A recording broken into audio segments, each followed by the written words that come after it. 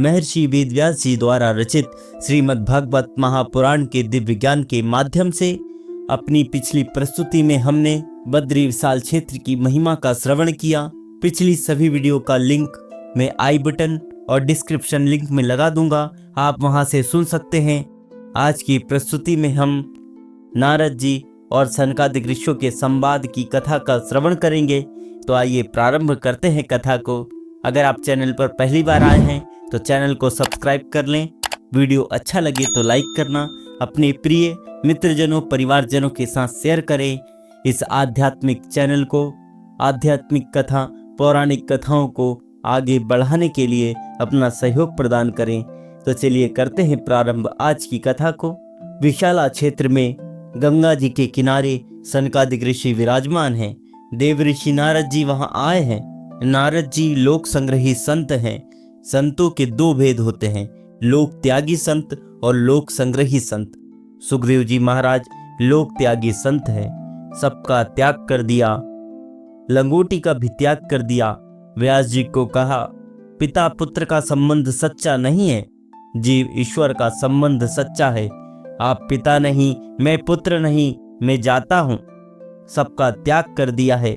सुखदेव जी महाराज सनकादिक ऋषि लोक त्यागी संत हैं। व्यास जी महाराज, नारद जी महाराज आदि लोक संग्रही संत हैं। समाज में भक्ति का प्रचार हो, घर घर नाम प्रचार हो, सभी लोग भगवान की भक्ति करें, भगवान की शरण में जाएं।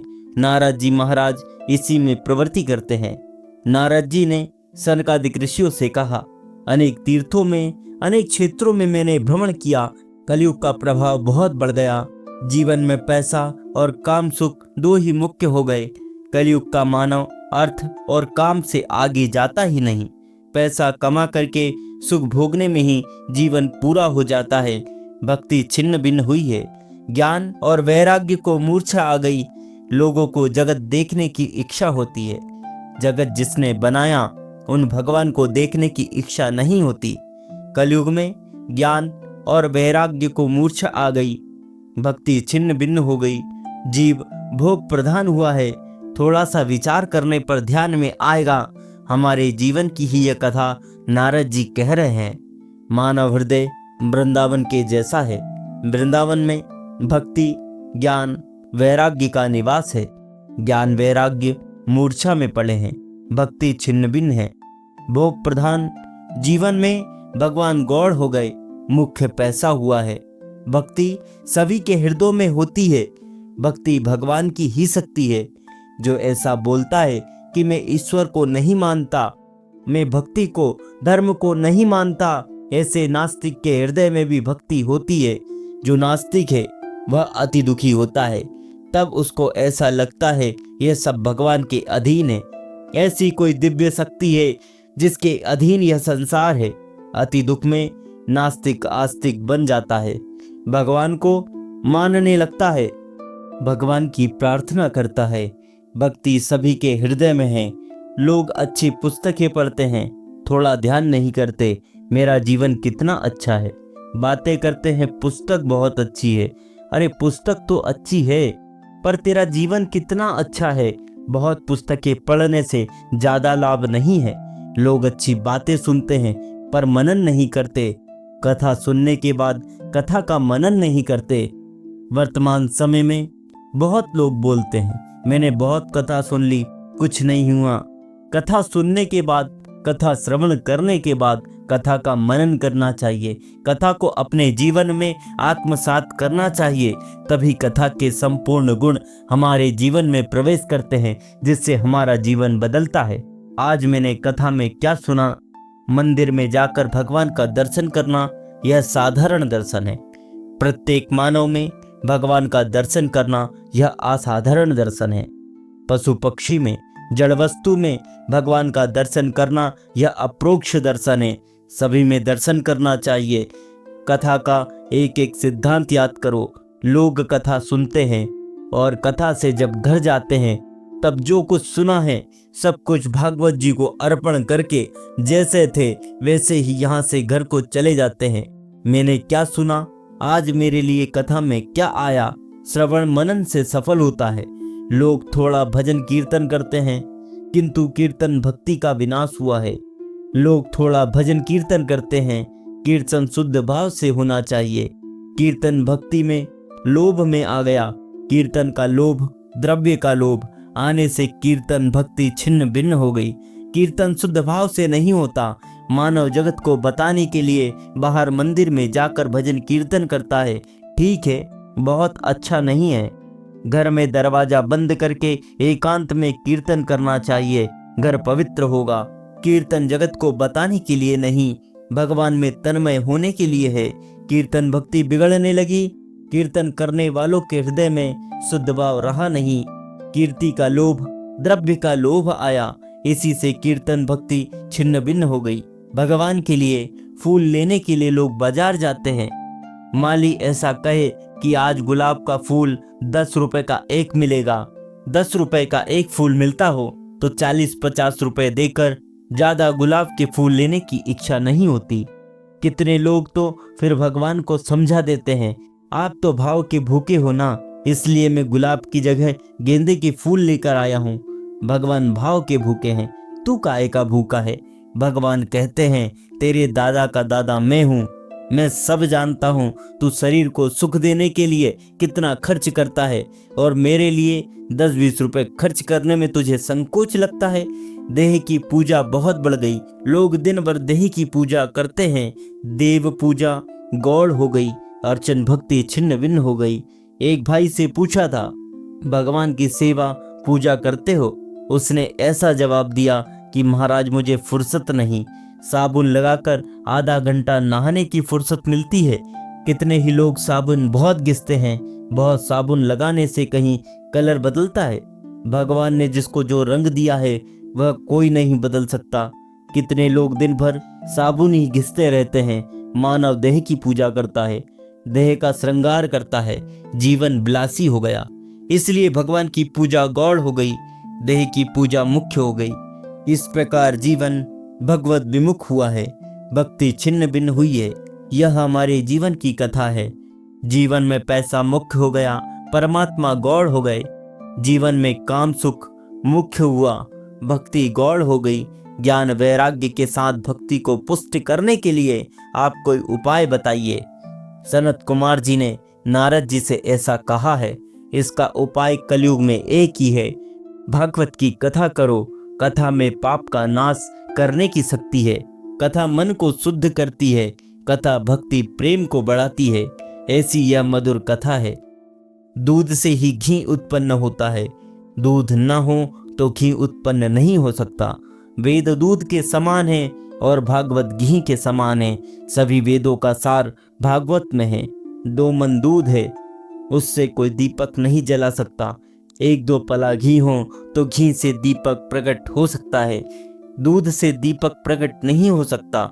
घी निकला है दूध से ही, दूध ना हो तो घी नहीं हो सकता। पर जो काम घी से होता है वह दूध से नहीं हो सकता। सभी वेद दूध के समान है, सभी वेदों का सार भागवत सार है। गंगा किनारे कथा होती है। सनत कुमार नारद जी को लेकर आनंद वन में आए हैं। काशी का दूसरा नाम आनंद वन है। काशी में आनंद स्वरूप श्री विश्वनाथ भगवान विराजमान हैं। यह आनंद वन ऐसा दिव्य है कि यहाँ के पशु पक्षी भी वैर को भूल जाते हैं। ऐसी दिव्य भूमि है जिस भूमि के परमाणु में वैर का विनाश करने की शक्ति है। पशु पक्षी यहाँ वैर को भूल जाते हैं, प्रेम से खेलते हैं। यत् समीपस्य जीवनाम वैरम चेतसी न स्थितम। आनंद वन में गंगा किनारे नारद जी के साथ सनत कुमार आए हैं। वहाँ कथा होने वाली है। ऐसा जब लोगों ने जाना सुना है तब बड़े बड़े देव, बड़े बड़े ऋषि बिना निमंत्रण के वहाँ आए हैं। बड़े बड़े राजा लोग आए हैं, तीर्थ देव आए हैं। यहाँ भागवत की कथा होती है। वहाँ श्री गंगा माँ आती है, श्री यमुना जी आती है, वशिष्ठ विश्वामित्र जैसे ऋषि आते हैं। हमारे जैसे साधारण जीव को दर्शन नहीं होता, गुप्त रूप से आते हैं, विराजमान होते हैं। सनत कुमार जी व्यास आसन में विराजमान हैं। नारद जी मुख्य श्रोता हैं, कथा का आरंभ करते हैं। यह कथा ऐसी मधुर है, जो बहुत प्रेम से कथा सुनेगा, कान से भगवान उसके हृदय में प्रवेश करेंगे। यशः श्रवणमात्रेण हरिश्चिंतम समाश्रेत। आप जिसकी बात सुनते हो वह आपके मन में आता है। आप संसार व्यवहार की बहुत बातें सुनोगे तो मन में संसार आएगा। भक्ति में आँख और कान मुख्य हैं। जो आँख और कान को पवित्र रखता है उसी को भक्ति का आनंद मिलता है। बहुत से वैष्णव भगवान को आँख से अंदर ले जाते हैं, भगवान में आँख स्थिर करते हैं, बहुत प्रेम से भगवान का दर्शन करते हैं। दर्शन का अर्थ है कि आँख से भगवान को अंदर ले जाना। आँख को पवित्र रखो। भक्ति में आँख मुख्य है, भक्ति में कान मुख्य है। वेद भगवान ने वर्णन किया, कभी खराब शब्द मेरे कान में आए भी नहीं, कोई खराब चित्र मेरी आँख के आगे आए ही नहीं। शब्द में बहुत शक्ति है। खराब शब्द सुनने से, खराब चित्र देखने से मन बिगड़ता है। उस समय भले ही आपको खबर ना पड़े कि मेरा मन बिगड़ा है, एकाग्र चित्त से कथा सुनो, भगवान कान से अंदर आएंगे। आँख और कान को पवित्र रखना चाहिए। भगवान स्वधाम में गए हैं, उस समय भगवान ने अपनी दिव्य शक्ति भागवत शास्त्र में रखी है। भागवत शास्त्र श्री कृष्ण भगवान का ही स्वरूप है।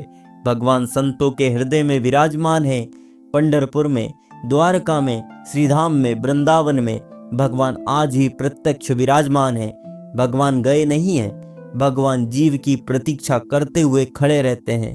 आप पंढरपुर गए होंगे। पंढरपुर में श्री विठ्ठलनाथ जी महाराज का दर्शन है। भगवान का स्वरूप अति सुंदर है, अति कोमल मनोहर स्वरूप है। दर्शन करते समय ऐसा लगता है जैसे भगवान किसी की प्रतीक्षा करते हुए खड़े हैं। ये जीव मेरा है, मेरा जीव मुझे भूल गया, मेरा जीव स्त्री का हो गया, पुरुष का हो गया। जीव जगत का नहीं है, जीव ईश्वर का है। भगवान खड़े हैं, आज भी हैं। भगवान संतों के हृदय में है, भगवान भागवत में है। भगवान ने अपना दिव्य तेज भागवत में रखा है। भगवान में जो शक्ति है वह शक्ति भागवत में है। संतों ने ऐसा वर्णन किया है कि भगवान से भी ज्यादा शक्ति भागवत में है।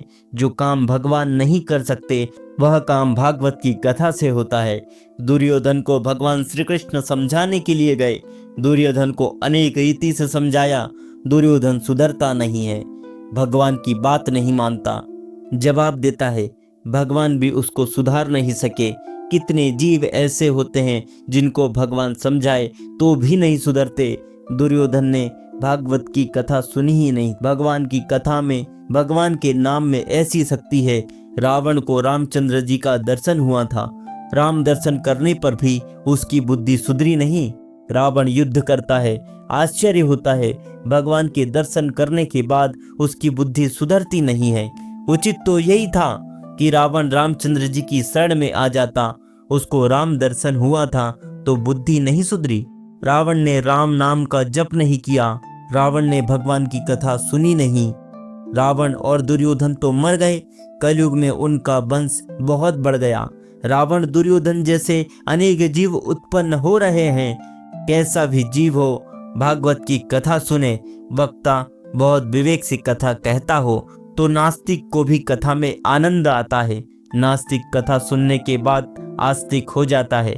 कहीं कहीं गांव में ऐसे लोग मिलते हैं, वे कहते हैं कि श्री कृष्ण का स्वरूप जानता नहीं था। कथा सुनने के बाद मुझे खबर पड़ी।